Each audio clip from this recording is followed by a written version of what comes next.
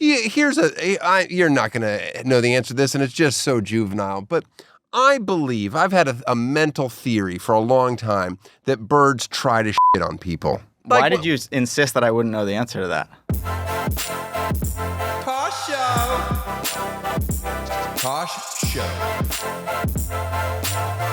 Tosh Show for show. Hey guys, it's me, Daniel Tosh, and welcome to Eatin' Chicken Fingers. Chicken fingers eating time.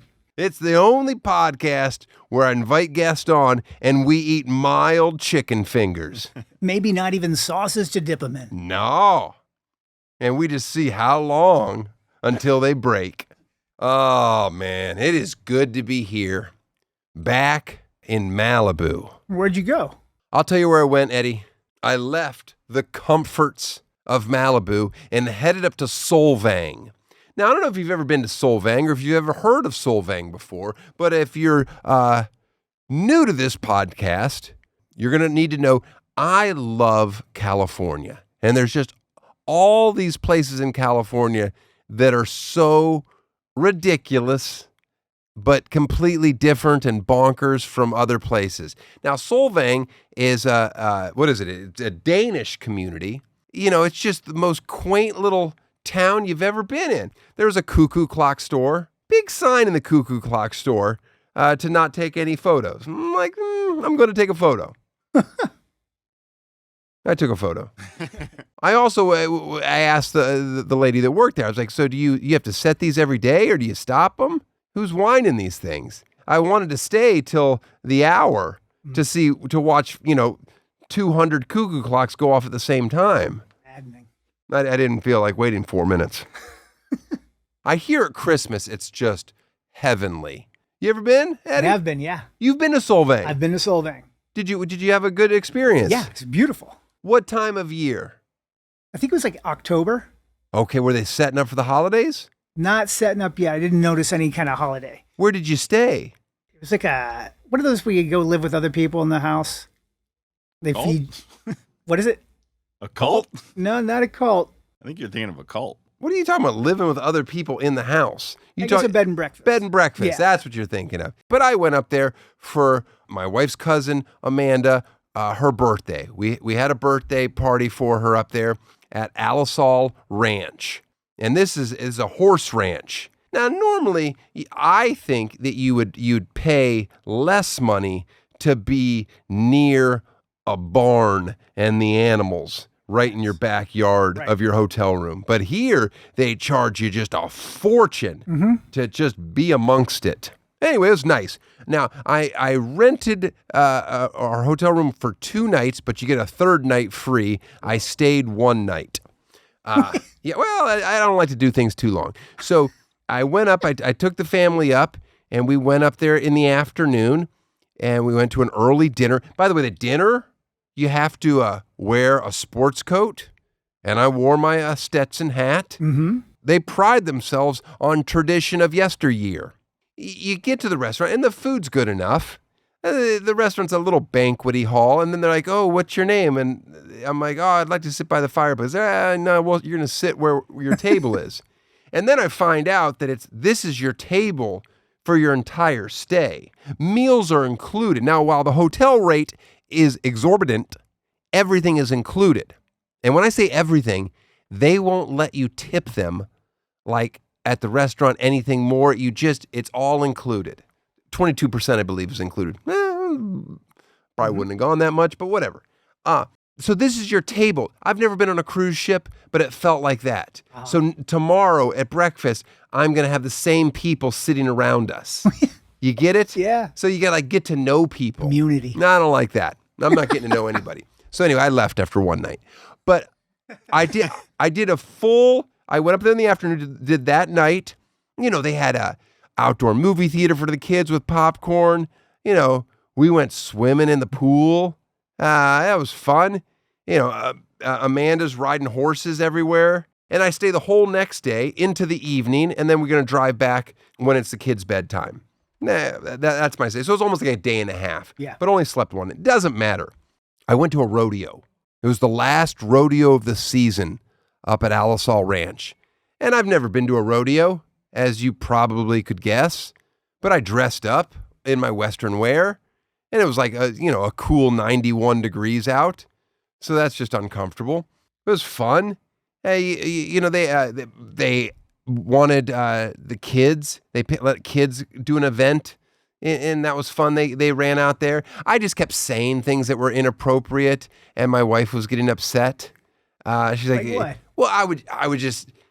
The people around me definitely could hear. I just kept saying, so this is a rodeo. Like how long do I have to stay here before I stop caring about women's reproductive rights? It's stuff like that. I'm poking the bear. Yeah. I'm with the people. But is it fun? Sure. If you've never experienced actual fun. I will say this. Was it fun? No, not at all. But when the horses run really fast, they did some sprint race back and forth, and one horse was just so much faster than everyone else. When it ran by, I was like, oh, wow, that is impressive. That is a beautiful animal going way too fast. They asked Amanda to be in it. She was going to herd some cattle or something for time. The lassoing, where one person lassos the front, the horns, and then the other person gets the back legs, and you get points if you have to get both horns and then both back legs, or there's deductions for whatever. But what I learned, and maybe this was just a bad rodeo, is that they're not very good at it. A lot of unsuccessful attempts. And then occasionally when somebody would get one, you're like, whoa, that was amazing. I ate a lot of pastries while I was there. They had little Danish pancakes. They're real proud of those. But then the hotel is famous, says that they have famous donuts. So in the morning, it's, you can just take what you want. Everything's included. So I just asked for a to-go box and just stacked up half dozen donuts and went back to my room. That's exactly what I did. I might have only been there one night, but I ate 3 days worth of donuts. That's what I was telling the person when I was taking all the donuts. I was like, just so you know, I have the room for 3 days, but I'm only going to be here one morning. He's like, hey, you can take as many donuts as you want. I'm like, well. You got to justify. Felt like you're looking at me. May look like a lot. I saw a lot of animals, though, while I was there. I talked to them. I said, listen, if I bring my pig up here and just set him over the top of the fence here and walk away, you guys aren't going to get rid of it, right? You're going to keep it. And they're like, well, you can't do that. And I go, of course you can't do that. But I'm not going to go to jail for doing it. Right. Right? And you're going to take care of my pig. Because I was trying to get rid of my pig because they had so many animals. They had 2 mini cows. And by mini cows, they're still 500 pounds. They're beautiful. You could talk me into getting a mini cow. Bunch of rabbits. There's a beautiful albino rabbit that I played with. Saw some predators while I was there. There's a bobcat just stalking my front lawn at the hotel. Speaking of predators, today's guest, whoo-hoo! Woo! Woo! Enjoy. Tosh Show! This episode of Tosh Show is brought to you by Prize Picks. We all make decisions every day, but on Prize Picks, being right can get you paid. Don't miss any of the excitement on Prize Picks, where it's good to be right. Ever since I expertly picked all the games in week 1 of college football, everybody wants my picks. I'm going to give you a little free taste this week. Here's my pick. Florida quarterback throws a ton of interceptions. That's a lock. Prize Picks. It's real money. Withdrawals are easy. Venmo, Apple Pay, MasterCard, whatever. And when you're making your lineup, don't forget to look out for your special max discount picks. It's basically a freebie. Okay? Download the app today. Use code TOSH, T-O-S-H, to get $50 in lineups after you play your first $5 lineup. That's code TOSH to get $50 in lineups after you play your first $5 lineup. Prize Picks. It's good to be right. It's better to be Dan. Tosh Show. My guest today has a job that's 50% bird training and 50% convincing people that his raptors will not peck their eyes out. Please welcome professional falconer Adam and whatever his owl's name is. Thank you.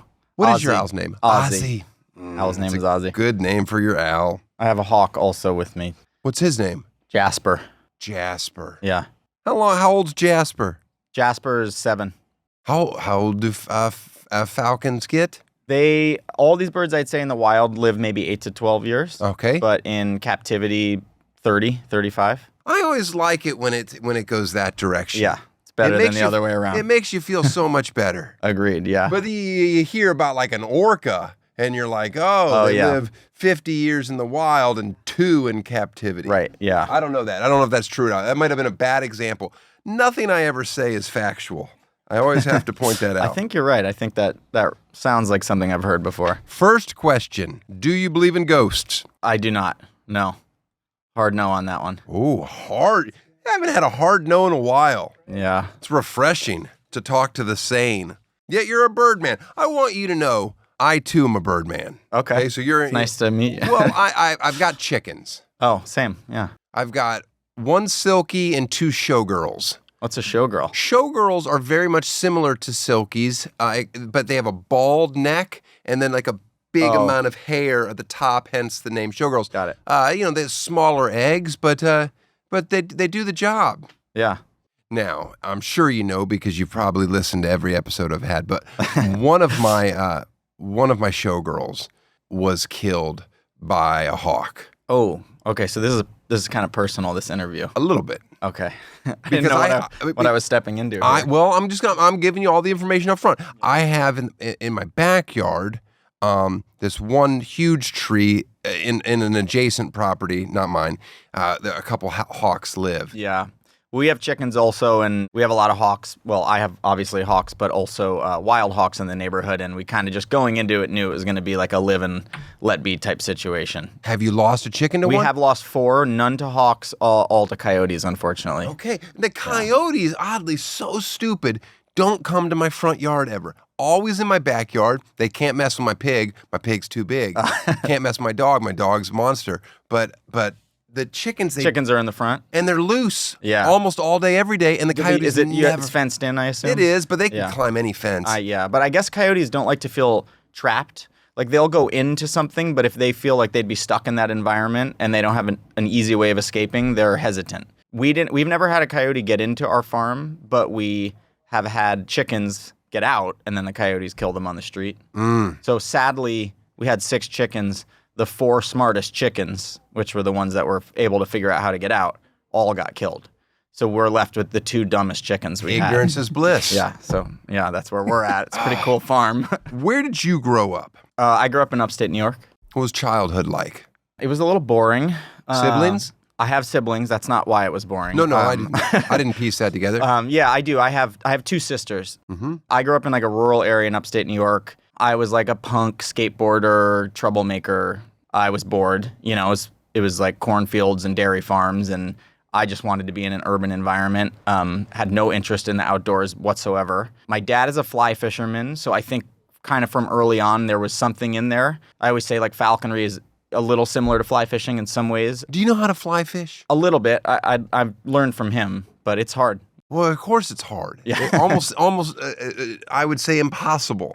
I'd like to visually just watch it. I like to just see one person doing it. And then I think, in theory, I always think it'd be funny just to come wading out next to him and just talk to him. Just ruin their, like people go out just to be alone in the stream and then you're just there. I just want to say hi. With a microphone. Hey, you look like you're doing pretty good. When did you head out west? After college, whenever that was. Where'd you go to college? Bard College. It's like a small liberal arts school in upstate New York. Also in the middle of nowhere. I could walk to it from my parents' house. Okay. Yeah, so I was like, when I graduated, I went to, reluctantly, but unregrettably, went to a small college that was in the town I grew up in. Then immediately when I graduated, was like, I got to get as far away as possible, moved to Portland, Oregon. That's where I kind of started getting into the outdoors, I guess. It's a fitting place to, it's beautiful. I started hiking. I mean, where you lived was also beautiful. Oh, yeah, absolutely. But it's in a different way. Yes. Yeah, it's more agricultural, like pastoral. The Pacific Northwest is like old mountains, like raw nature beauty. Did you major in falconry or no? It's not a thing. Okay. No, that's not a thing. No, I didn't. In undergrad, I studied art and political, just basically 2 made-up majors. The whole falconry bird thing is all later in life. I worked as a bird biologist for 9 years. That's how I kind of got into falconry, was through biology and conservation. How I got into bird biology was Honestly, I think I just had a crazy mushroom trip one time in the woods and realized that birds were beautiful and they could fly and they can sing and they're colorful and enigmatic and they just come and they disappear. And I got kind of totally obsessed with the idea of learning how to identify them. So I started bird watching as a hobby. I have a little bit of an obsessive personality, so I get really into things. And then that kind of led to falconry. But sorry, there's a really to answer your question, I did eventually go back to grad school and I did get my degree in ornithology, which is the biology of birds. Do I have to keep saying raptor or can I just say bird? Well, it's up to you, but yeah, raptor is the correct term. That includes falcons, hawks, owls, and eagles. So falconry is specifically relegated to flying predatory birds of prey, raptors. Did you ever have a bird as a pet prior to this? Nope. Okay, because there's a distinct line between like bird watching and people that have birds as pets. I've always felt. Yeah. I've always felt there was a real line there. There's a leap, yeah. No, I don't know. I honestly, I was working as a bird biologist and I heard an interview on NPR with a falconer who was working professionally as a falconer. And that really kind of appealed to me. And at the time I was, it was like the age where all of my friends were becoming freelancers. It was like the gig economy was huge, and I was working in an office as a biologist, crunching numbers and writing up reports, and it was meaningful work, but I was in an office, and I wanted to be outside. That's why I got into bird watching, was to be outside. So falconry seemed like a really compelling idea, and then I just kind of dove right in. You weren't one of those weirdos whose favorite comic book character was Hawkeye, were you? No, I don't even know what that was. He's Jeremy Renner, right? Jeremy Renner was Hawkeye. He never had his own Marvel movie, but he was a character that had a bow and arrow. It made no sense.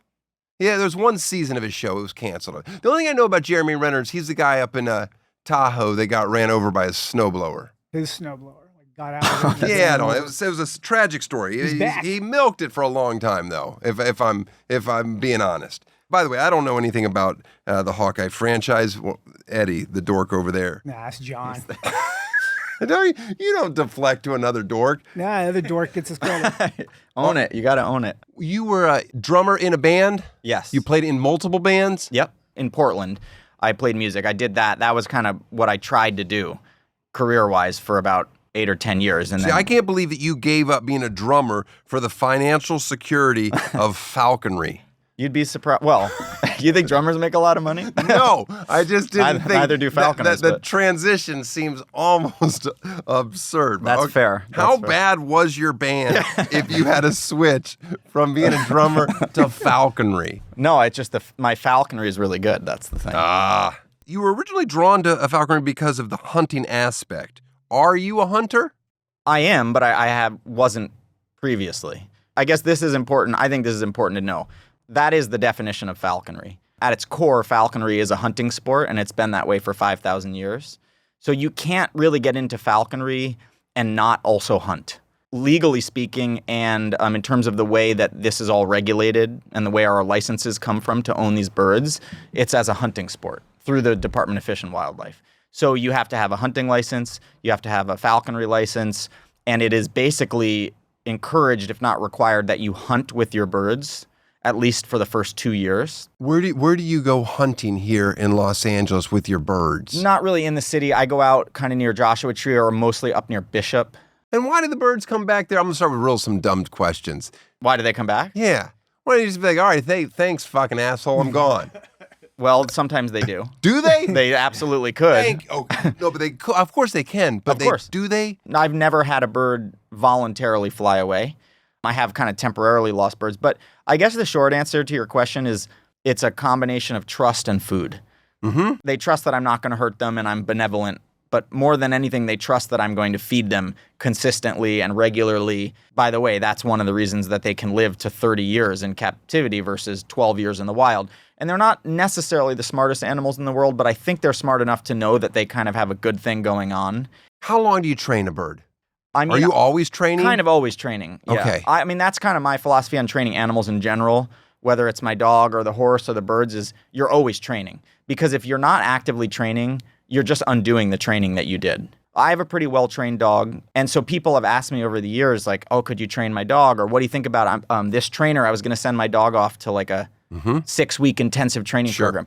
And there's no harm, but the problem is you could have your dog trained to the nines at a facility, and then you bring it home, and if you start cutting corners and you don't reinforce that training, I mean, dogs are smart animals, and all animals are opportunistic, and they will find ways to circumvent the training, and that training doesn't just stick permanently. Like, you have to constantly reinforce it. That's why I don't even bother. Yeah. Carl, I just let him. I'm like, what? He's bit my kids, both of them, but both times it was their fault. So I was like, I don't care. Yeah. Like one time my daughter was a year and a half old. She's like, I was like, oh, it was so good that you put his food down. And then she went to, while he was eating his food, to grab his food away to do it again, to put it down again because she wanted the reward. And then he just bit her. And I'm like, good for you, Carl. Get away from his food now that you put it down. Got it. Right. It's not his fault. Anyway. I mean, it wasn't hard. He latched on. He let her know. Like, hey, get away from me. Food.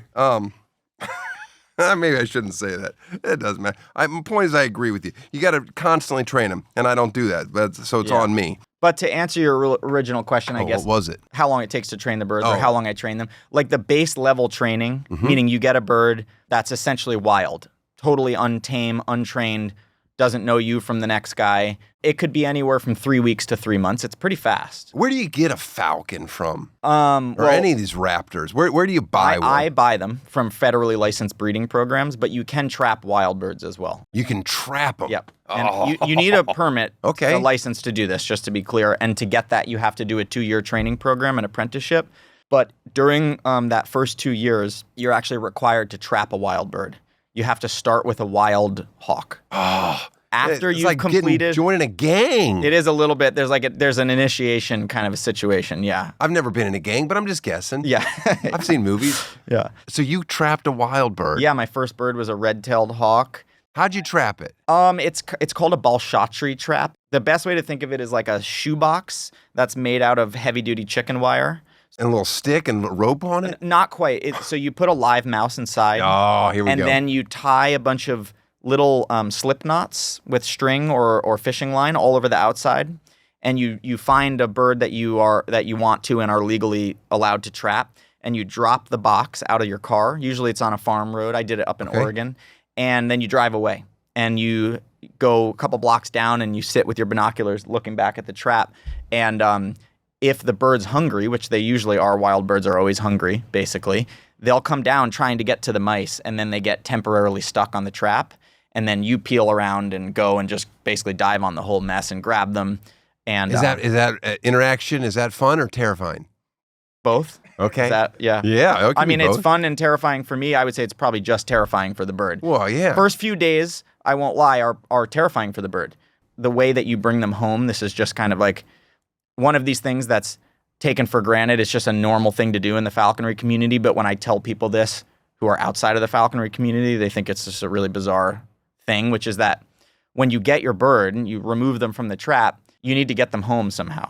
And they're not just going to sit calmly on your passenger seat because they're a wild hawk. Okay. So we generally take a pair of pantyhose and we cut off the ankle, basically make a tube, and you just slip it over the bird. So they're just kind of like stuck in women's pantyhose like this, and then you just sit them on the passenger seat of your car. So like I remember that very vividly, like driving home and there's just a hawk staring up at me in pantyhose. It's like a very bizarre. Imagine getting pulled over right there and explaining all of this. No, officer, you have to understand. You have to put pantyhose over this live hawk that I just caught. I've got a license. Yeah. I'm totally trained. But the hawk's terrified, I mean, they're not. But they very quickly, within like 2 to 3 days, start to trust you and lose the fear.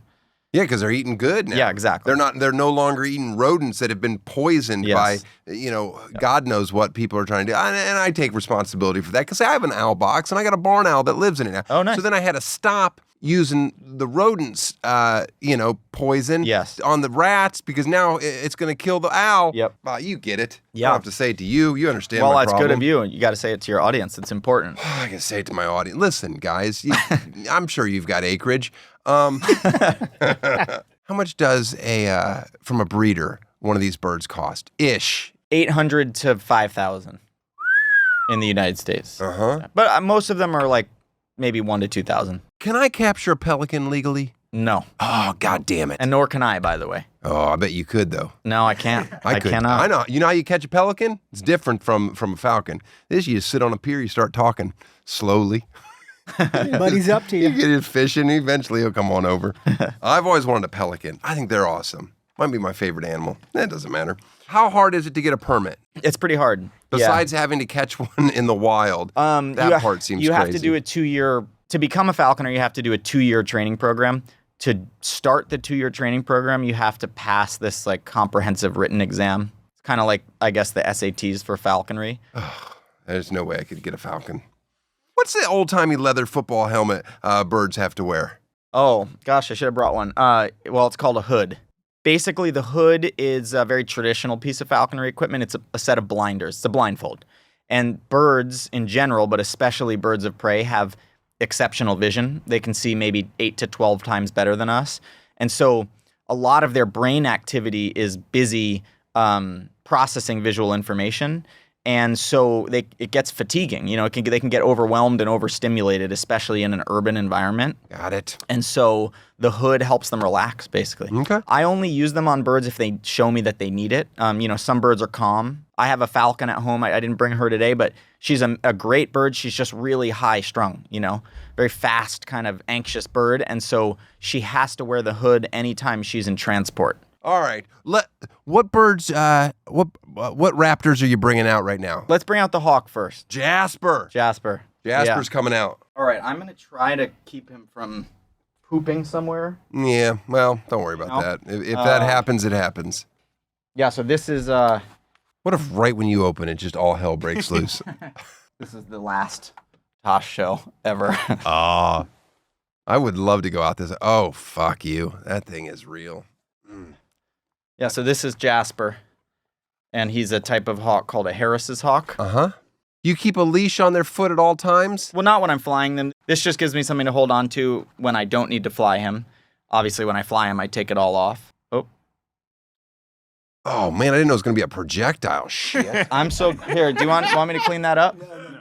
You sure? Get it? But I almost hit an outlet. And what if he would have gotten electrocuted from that? Is that possible? Come all the way back up. Yeah, you're not going to know the answer to this, and it's just so juvenile, but I believe, I've had a mental theory for a long time that birds try to shit on people. Why did you insist that I wouldn't know the answer to that? Well, because I don't think it's a real nobody's ever going to spend money on this study, but I feel like when I watch like seagulls and stuff or pelicans fly over a group of surfers, I feel like they hold it and then they wait to fire. Yeah. No, I don't know like statistically the answer, but I think that there is some validity to that. Okay. I do think it's like whether it's they're aiming or it's a stress response, birds absolutely do poop when they get upset.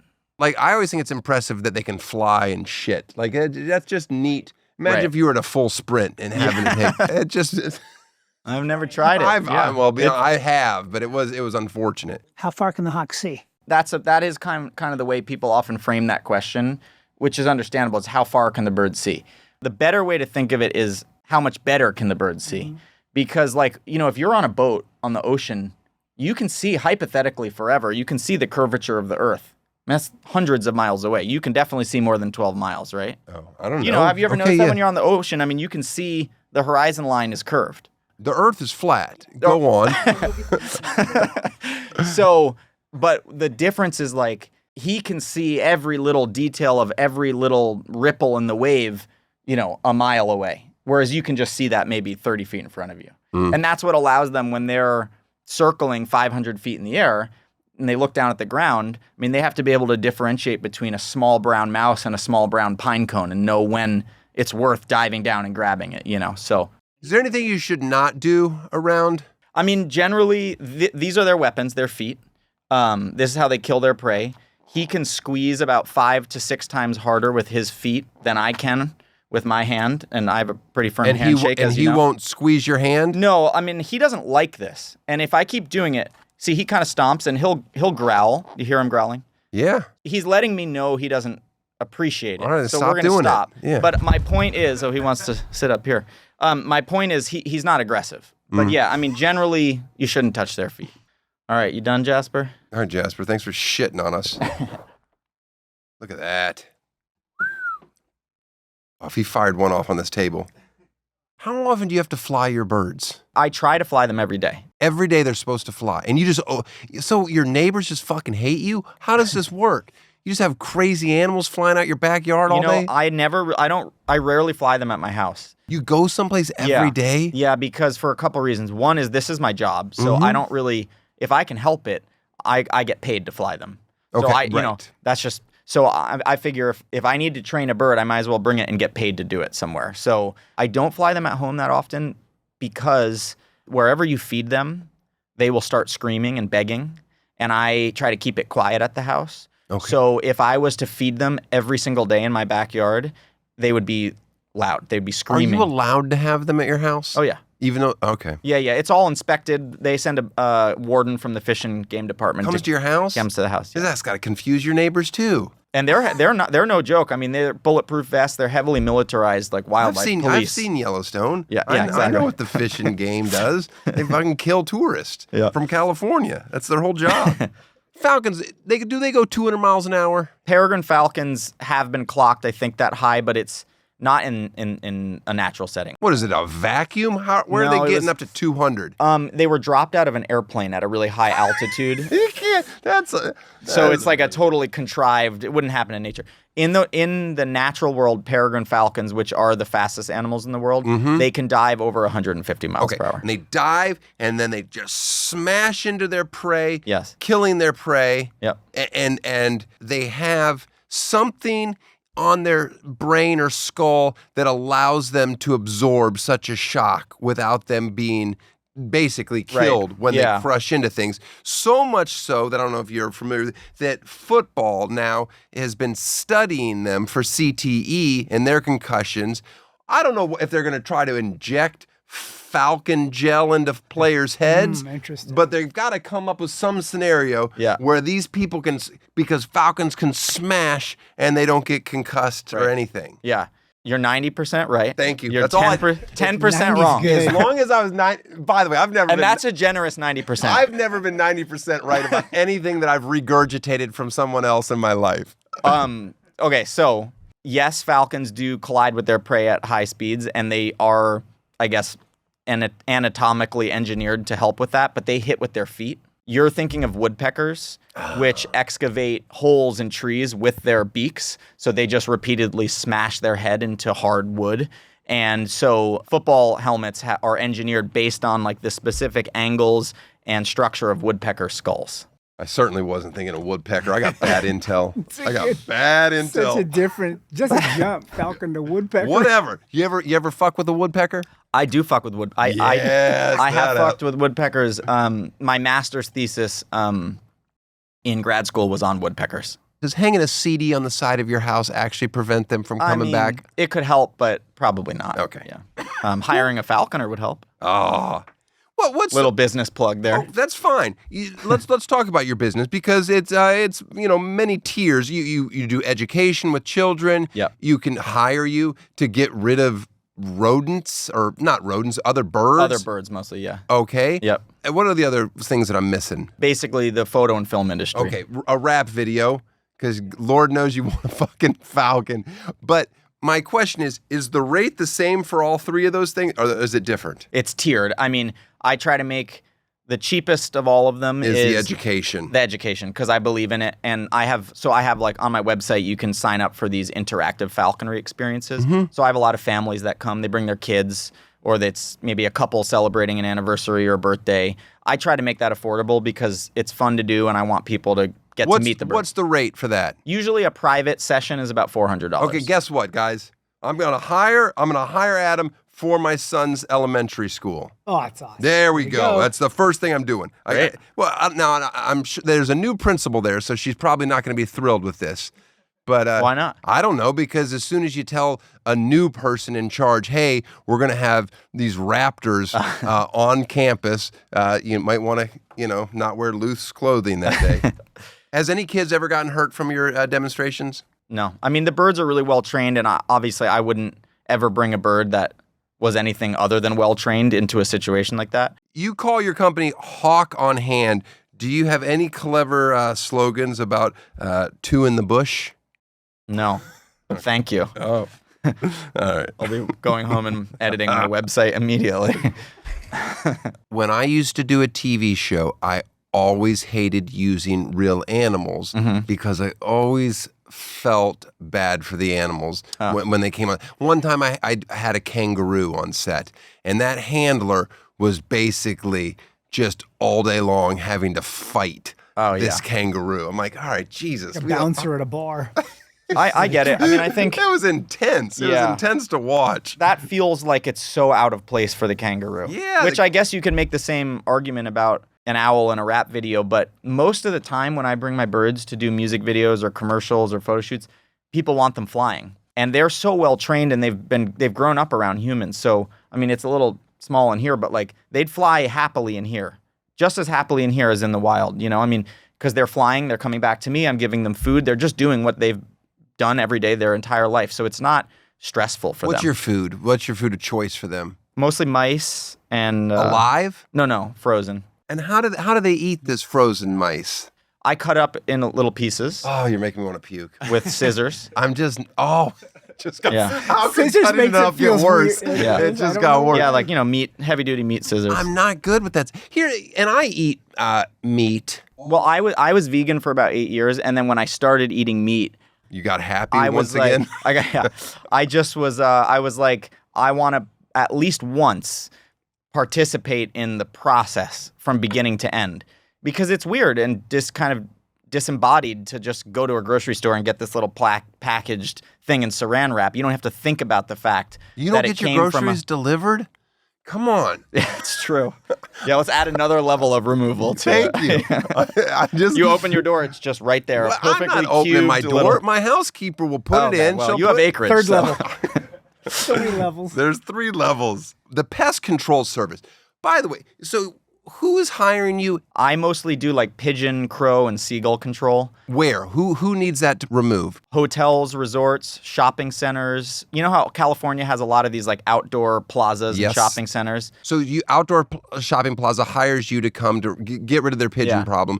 How often do you come and It how long? depends, but usually I would say like 8 to 12 times a month. A couple times a week. You come a couple times a week. Yep. And For just a few hours at a time. and pigeons are like, okay, we don't Yeah. hang out here. You know, if I show up Monday, Wednesday, and Friday for 3 hours at a time with falcons that are chasing and intimidating and scaring the pigeons. Do they actually over catch a time, few pigeons? Sometimes they can catch them, but that's not the goal. Is not to kill them. It's just to haze them, scare them, and then over the course of several months, those pigeons will just learn. They don't want to build their nest there; they'll move elsewhere. So it's a very humane way of doing it because you're not necessarily eradicating the problem; you're just moving it. You're kind of honestly creating a problem for someone else. I know what which you're is doing. It's a great business model. Telling the riffraff to go to the other side of the railroad tracks. Yeah, okay. How many professional falconers are there? Couldn't tell you. I don't know. I mean, You guys ever have conferences? sometimes there's not a lot of us, and I don't go to them if we do. Sometimes. All right, Yeah. so they occasionally hang out. You're not on the chat rooms. There's not. No, I kind of do my own thing. Do you know any other local falconers? I would guess there's maybe, let's say, 30 to 40 falconers in the greater LA area. Probably most of them, just because we live in a city, do work as falconers. But the rest of the country, I mean, let's say there's 5,000 falconers in the US. I would guess that 80% of them have no interest in working as a falconer. This is generally not a job. They're just hunting. What are they hunting for? Sage grouse, rabbits, squirrels, ducks. And it's just a form of hunting that's entertaining for them versus I don't know if I would- why is that more effective than a gun? It's not. So falconry began 5,000 years ago. This was before we had invented guns and gunpowder. So at that time, this was a pretty reasonable and legitimate way to catch food. Then with the advent of gunpowder, falconry became kind of eclipsed as like an actual survival tool. It's a sport. People like fly fishing. Got it, I get it. I mean, it's enjoyable. You can't be good at it without deeply understanding the behavior of your birds and their prey and the whole ecosystem and the timing and, all of it. So it's a really kind of holistic, I guess, undertaking. It's very enjoyable. It is not very efficient. You go out all the time and you don't catch things, but that's okay. I mean, your worst day hunting as a falconer, you're walking with your dog and your bird through a field in the middle of nowhere, at dawn or something. I mean, it's pretty beautiful moment, and you just get to watch and listen and be a part of it. Yeah, but you and I both know that's not the worst day. The worst day you end up fucking fighting off a bear or something. Yeah, that's can't be fun. Did you watch the TV show Shogun? Yes. Yeah. What was the bird that he was? That was a falcon, yeah. He was obsessed with and the that falcon. was kind of like more traditional falconry for sport. Did you love that show? I liked it. I wouldn't say I loved it, but I liked it. You didn't love it? No, I thought it was good. How did you not love it? I just thought, I mean, she was the hottest chick I've ever seen in my life. Yeah, that's true. I just kept looking at my wife the whole time and just angry. Just angry. I was like, what are you talking? Look at her. Yeah. How are you guys related in species? Are you in a relationship? Yeah. How long you been dating? 7 years. Married? Nah, not quite. Oh, are you interested? Yeah, of course. Don't show me, of course. 7 years at some point, you got to do it. I know. Will a hawk bring the rings to propose? Oh, that would be beautiful. No, but I that is a service I offer. Really? People want hawks at weddings? Yeah, some people. Not most people. I wouldn't. I don't. But and no judgment to any clients out there. But yeah, I have we call it the wing bearer package. Oh man. Yeah. What is it? So they have to have one of your scissor cut mice up there Actually, yes, they do. to lure it. They do. Yeah, they do. Tosh Show. Now, Eddie, you've owned a number of domain names over the years for various businesses you wanted to get running. Now, you never got them off the ground because you're lazy, but none of those businesses took off because you didn't know how to run an online business. Well, the future is here thanks to Shopify. With Shopify, you can easily build a website with one of their many ready-to-go templates to match your brand style. They have AI tools. It can enhance your product's photos, write product descriptions, generate discount codes, take over your finances. And if people haven't heard about your brand, Shopify can help find your customers with easy-to-run email and social media campaigns. I have a business degree from the University of Central Florida in Orlando, and I can tell you, customers are important to a business. Shopify is always around to share advice with their award-winning 24/7 customer support, but only use this for business-related questions. They're not around to help you decide where to eat. Okay, now you're wasting people's time. Turn those dreams into and give them the best shot at success with Shopify. Sign up for your $1 per month trial and start selling today at shopify.com/Tosh. Shopify.com/Tosh. Tosh Show. What about the Eagles, Philadelphia Eagles? Eddie is a big fan. Do you enjoy their pregame routine of their? Don't they have a bird flying around like an idiot? No, I don't love. I'll be honest. I don't love that use of the birds. Thank you. I don't love it either. Feels a little like you've gone a little too far. Right. You don't see the Dolphins parading a big old tank into the stadium. Above ground pool, pull it in. But I mean, to each their own. I try not to. I don't go around the world judging the way other people do things unless it's outright cruelty. But that for me is I don't just flying my birds in a stadium with 30,000 screaming people doesn't feel like. Listen, I couldn't agree more. The tush push also should be illegal. Do you consider your birds pets, or is it just a working relationship? I don't consider them pets. I kind of like to refer to them as working birds, working animals, because I think, one, I don't ever want to be misleading and give the wrong impression to the general public that this is just some frivolous, easy thing to do, and you want to, you think it'd be great content for your TikTok videos to have an owl as a pet or something. I mean, they make horrible pets, and it's illegal, and so I want to be very careful not to romanticize it or anthropomorphize it, whatever the right term is, in terms of them being pets. But also, they are not affectionate animals. They don't love me. They never will. They don't want to spend that much time with me. They don't dislike spending time with me, but they're just using me for food. And so if your goal is to have a very affectionate relationship with an animal, this is not the group of animals for you. Jesus, man, it just got depressing. But that is a really important. I wanted your falcons to love you. I don't know why. I know a lot of people do. No, they don't. They really don't. An owl? Is this owl up all night long? No, we've kind of switched him over, so he's not really nocturnal anymore. Does he read? Why? Why are owls smart? They're not. They're not smart. No, honestly, it couldn't be further from the truth. They're dumb as shit. Yeah. Good to hear. Yeah, that's I always say owls have a good publicity team. Everybody thinks they're wise. Mm-hmm. They're really not very smart birds. Hawks and falcons are way smarter. Good to know. All day long. That's the fact of the day. I'll you know, I always like when I learn something because I'll say that for the rest of my life. You'll offend some people with that one. Oh. People love owls. I don't know why. People are always very drawn to owls. Nah. I hated the owl in Winnie the Pooh. Fucking, he's always like a buzzkill. So I was more of an Eeyore guy. It's like the moroseness. Oh, man. Yep, there's Ozzy. You know that to just people that don't experience this at all, it's just terrifying. Is it? Yeah. It's just like terrifying. I've never been this close to an owl in my life. Should I pet him or no? You can pet him. Yeah, look at that. It's as soft as it gets. We're good. We're done petting. I'm not afraid of him, but I am. He elicits different, stronger responses from people. I mean, the eye contact and just the intensity. Some people find it adorable. Some people find it terrifying. Maybe a combination of both. Yeah. He's actually, honestly, he's the most probably docile bird I have. And I've raised him since he was a baby. So I'm kind of all he's ever known.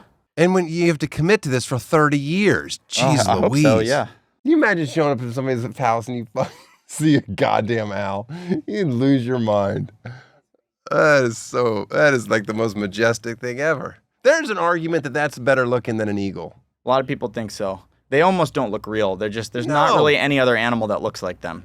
And humans have been drawn to owls for thousands of years because of all the birds, they look the most like us. This is why people think owls are wise, by the way, because his eyes are on the front of his face. Uh-huh. On the same plane. Yeah. Like a primate.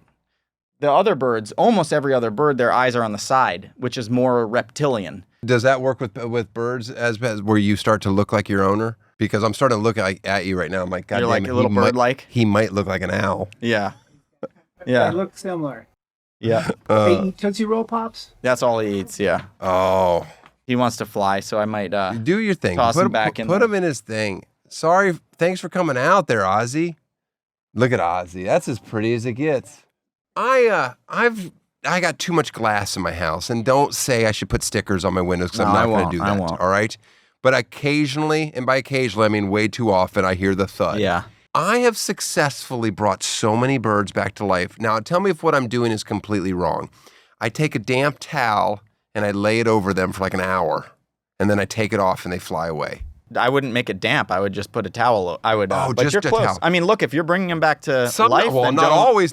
Sometimes I'm taking a sad trip to the trash can. If you have a bird that has hit a window or hit by a car and it's stunned, point being, if you find a bird on the ground, something's amiss. It's not flying away immediately. Mm-hmm. Generally, the best thing to do is put a towel in a little cardboard box, put the bird in the box on the towel, and just put it somewhere safe and quiet and dark. Not in your home. Just maybe up on a fence, under a tree in the shade.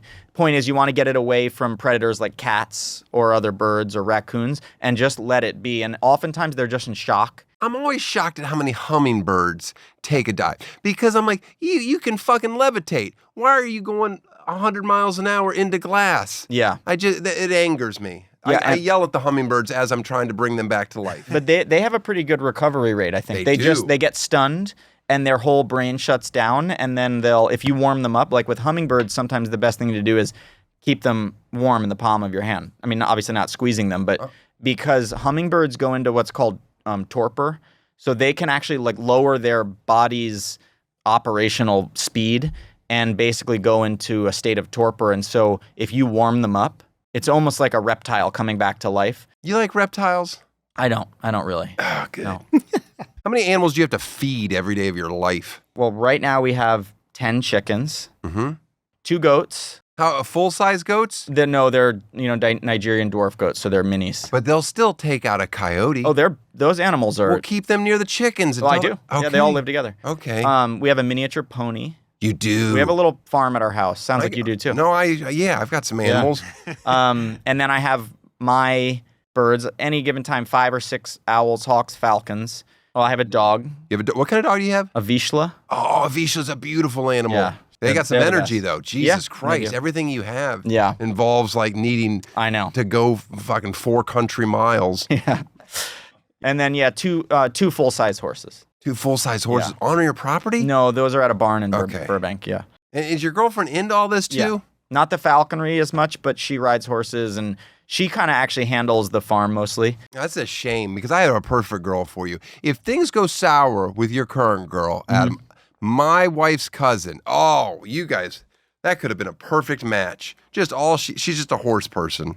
All right. Yeah, maybe a little too much. Yeah, well, there's definitely, horse girl's archetype that. She's a horse girl. Yeah. I'll stay with where I'm at. Well, I'm just saying, you never know what happens. One of your birds goes crazy, takes out My your girlfriend's girlfriend. really going to love this, by the way. Well, no, she will, because look, what I just said, staying true. Told her we're basically on the road to marriage. Gave her credit. This is the most important one. She could care less about the other two. Credit for running the farm operationally. So, well, I hope she'll probably never listen to this, but. What? She's a huge fan. You don't think she subscribes already? God damn it. All right, everybody on the show gets a gift. I think you're going to love this. I got you a cajon. Oh, yeah. Yeah, because you need a cajon. This is amazing. Because you can sit in Highland Park in a drum circle and bang away on Can you do some damage on that thing already? I might move back to Portland with this, honestly.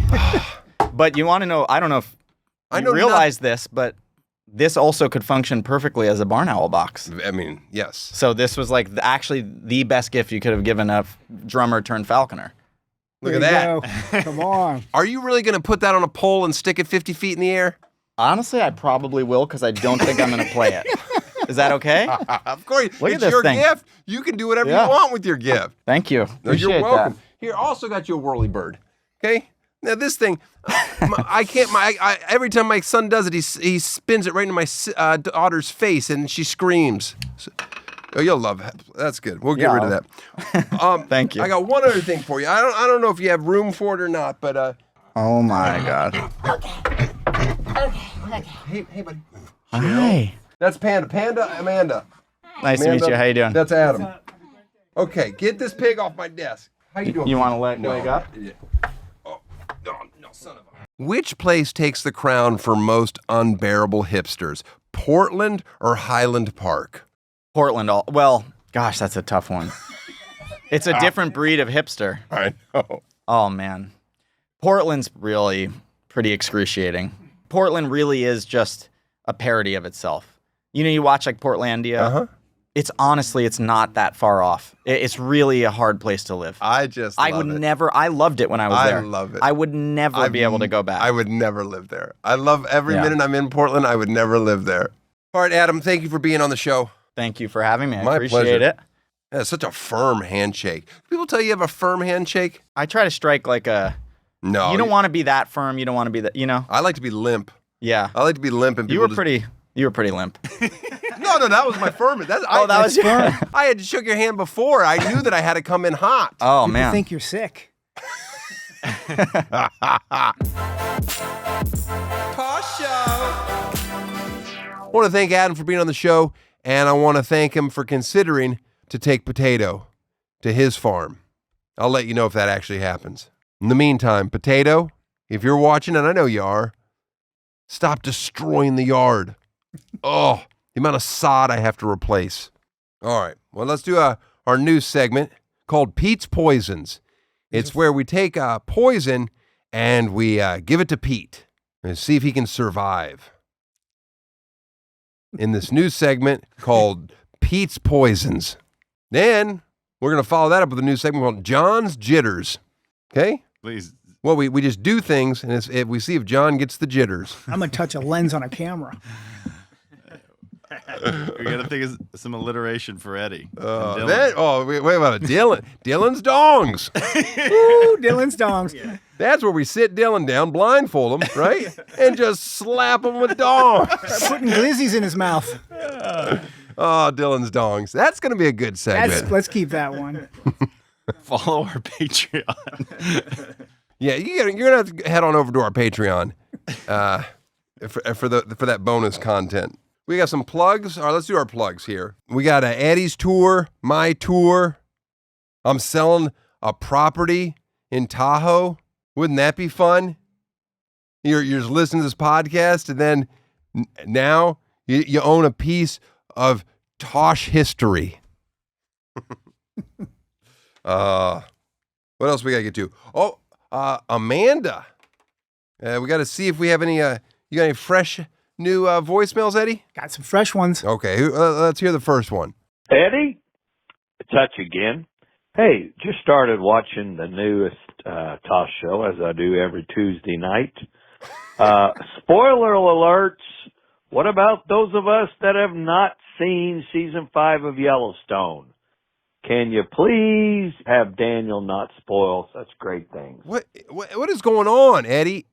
Hutch is abusing our phone line just to call you now. Yeah, it's just supposed to be Amanda-based questions. He's abusing our phone number. It's supposed to be a phone number for potential suitors to leave their information about why they think they would be a good fit to date my wife's cousin. Now, I've got this guy Hutch calling constantly, complaining about the show because you graciously, after a live stand-up show, said, hey, let's be friends. I'm worried about our safety.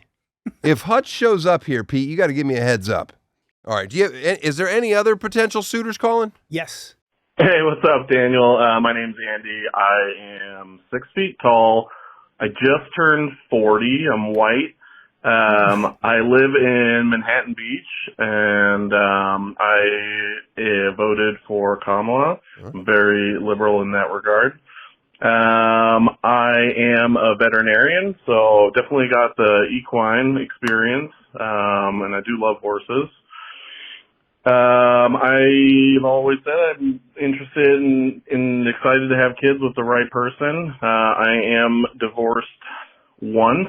I don't have any kids, but definitely very interested in meeting and getting to know Amanda. I laugh easily. I've been a big fan of yours and your show for a long time. And I'm an aspiring surfer. So, I think you'd have a good time with me. But I think more importantly, Amanda would have a real good time with me. Whoa. I mean, this might be a winner. Yeah, this is great. We'll do a little background check and we'll set that. He's local. He's white. And I'll be honest, that's actually a strike against him. Not because he's white, because he announced that he's white. You don't announce that you're white. We assume you're white unless you announce otherwise. Yeah, it's true. This guy seems like he's a home run. I just hope he's just not always announcing how white he is. That's the only thing worrisome. No, nothing bad. That's great. All right, we'll give that a shot. We'll see you next week. Tosh Show. Tosh Show. Tosh Show for show.